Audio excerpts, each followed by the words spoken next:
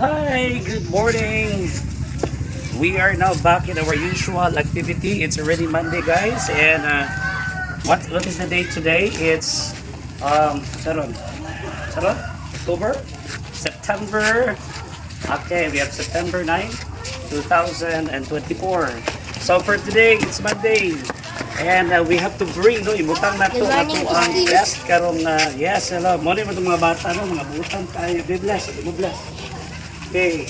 So there is a school atong yung i-model ang kanang bang respect sa mga bata. As you see ang atong mga bata mo tawag mga midget sila nato no kay mo to ang gibutang sa ilang Filipino values ang kanang mga pagarin. Oh, very good. Oh, very good.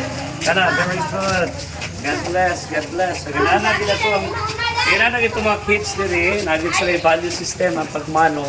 Ang pagmano Filipino values na siya, guys, no? As a sign of respect, especially sa mga edad, no? Tasong edad. So, yun ang ato ang kuan, yun ang ato ang values since sa mga bata. Importante kayo nga young as they're at a very young age, nalagid sila respect, no? Nalagid yung value system na itudlog nila nga. Importante kayo nga maggamit nila sa ilahang pagdako, sa ilahang kinabuhi. So, mas maayo kay sa mga bata 0 to 10 years old, mauna ang gitawag nato nga formative years.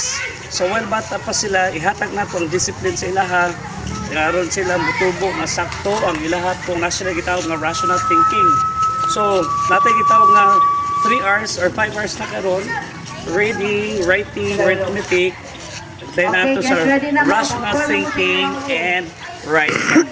So, muna gituto nato sila aron sila gid-listen ma-improve sa ilahang kinabuhi. So, mag-flag raising ceremony karon. Mag-flag raising ceremony na para na sa ato ang activity.